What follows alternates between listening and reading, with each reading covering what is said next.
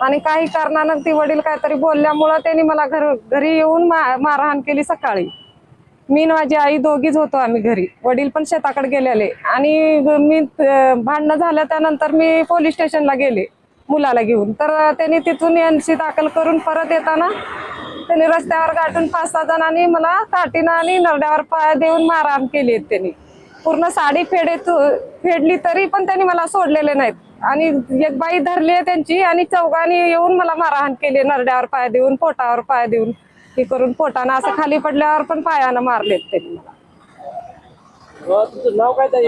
खुबा चव्हाण, सागर चव्हाण आणि राजू चव्हाण आणि शारदाबाई आणि रमेश चव्हाण. घटना घडल्यावर कुठल्या पोलीस स्टेशनला गेलता? नळदुर्ग पोलीस स्टेशनला गेलते. नेमकी कुठली घटना घडलेली आहे, कुठं म्हणजे घडली आहे? चिकनी तांडा अंदूर मध्ये. संबंधित पोलीस स्टेशनला तुम्ही आहे का? बीट अंमलदारांनी काय केलं कारवाई? बीट अंमलदाराला फोन केला मी भांडणं झाल्यावर.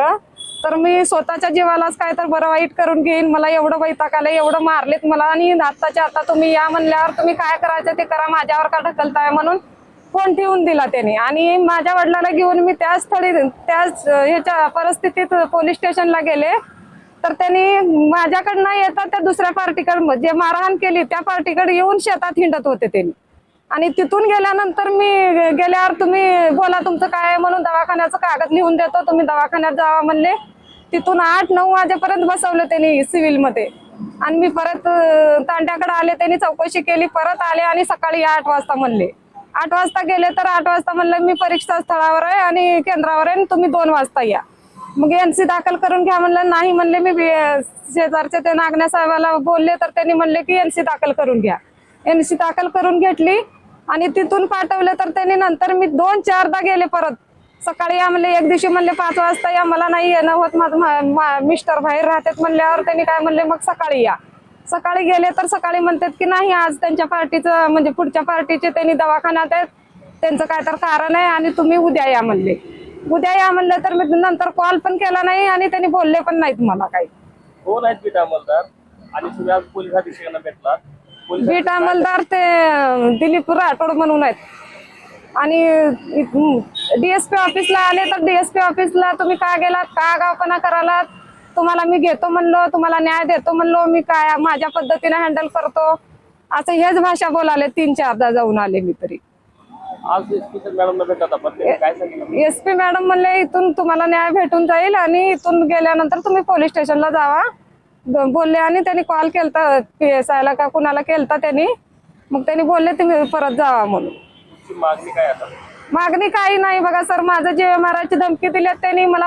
माझे शेजारी लेकरं नसले असते तर मला मारूनच टाकले असते. ते एवढं प्रयत्न एवढं ही केलेत की त्यांनी काय सांगून तेवढं त्रास दिलाय मला. 103 वेळा झालं साहेब, 3 वेळा झालं, हे 4थी वेळ आहे. 4थी वेळ आहे सर. त्यांनी लॉकडाऊन मध्ये पण 5-6 जणांनी त्यांचे सगळे भाऊ येऊन त्यांनी नोकरीवरती येऊन केले त्यांनी.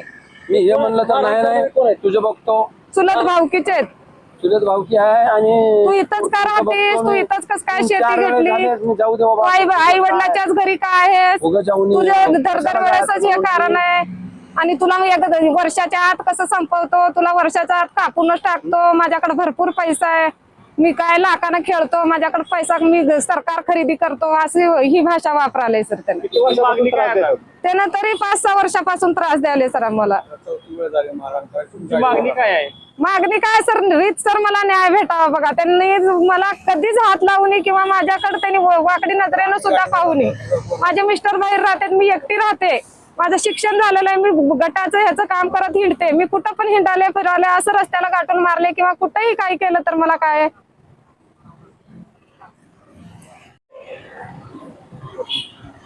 सर याच्यानंतर जर माझ्या कुटुंबियाला, माझ्या आई वडील आणि मी तिघेच राहतोय घरी. आणि लेकराला पण शाळेतून येताना जरी त्यांनी काही केलं तरी त्यांनी जबाबदार राहणार आहेत बघा. माझ्या जीवाला जरी, आई वडिलांच्या जीवाला जरी काही झालं तर ते त्यांचं परिवार पूर्ण जिम्मेदार राहील. आणि ते बीट अंमलदार त्यांनी कोणत्याच ह्याच्यामध्ये इन्व्हॉल्व केले नाहीत. म्हणजे सतत मी बोलले ना, त्यांच्याकडे कॉल करू सांगाले त्यांनी माहिती पूर्ण. आणि मी बघतो, मी ही करतो म्हणून त्यांच्या सोबत हिंडाले. मी जाताना सुद्धा त्यांच्या सोबतच ही करालेत त्यांनी. सारखं त्यांच्यासोबत संपर्क साधालेत त्यांनी. करतोय मी बाहेर म्हणजे आंध्रा कर्नाटक ह्याच्यामध्ये जातो. मी हैदराबादहून व्हिडिओ कॉलवर बघत होतो माझ्या बायकोला मारताना. खोबा आणि यांनी सगळं मारत होते, खाली पाडून मारत होते. माझा मुलगा व्हिडिओ कॉल करायला, त्या मुलापासून मोबाईल विस्कटून घेऊन त्याने मोबाईल लेकराला पण हे केले तर. आणि नंतर माझी बायको येताना 2:30 वाजता दुपारी NC फाडून आल्यानंतर मारलेत त्यांनी. मी सगळं व्हिडिओवर बघत होतो, माझा कॉल सगळं चालू होता. तरी पण मी आता ह्याच्या पुढं आता म्हणजे 4थी वेळेस माझ्या घरच्याला मारण्याची त्यांची. आणि उद्या काही बरं वाईट झालं ना, सर्व जबाबदार त्यांनी राहणार माझ्या घराला. आणि राठोड पोलीस, मी त्यांना हैदराबादहून कॉल केला होता. त्यांनी म्हणले की मी बोलतो ही करतो. 3 दिवस म्हणजे 5 दिवस माझे घरचे कंपल्सरी त्यांच्याकडे हेल्पाटे मारत होते एकटे. तरी देखील त्यांना राठोडने काही दखल घेतलेली नाही. आणि जो काय असन ते राठोड, ते बिटा अंमलदार जो आहे ना ते, आणि ते खुबा, या दोघांची पैशाच्या जोरावर सगळं काम हे चालू आहे. उद्या काही झालं गेलं आम्हाला तर आज मी एकटा बाहेर राहतो, ती माझी मंडळी एकटी बाहेर घरी राहते. उद्या काही आणि तिथं मी जमीन घेतलेली आहे, इथं यायचं त्याचं यायचं कारण असं बोलण्याचं काय हे आहे. याच्यामुळं मी एवढं सांगतो की बाबा माझ्या जीवाला किंवा माझ्या घरच्यांना काही झालं, माझ्या तर सोडा, पण माझ्या घरच्यांना काही झालं तर याला जबाबदार फक्त खुबा चव्हाण याचा परिवार राहील.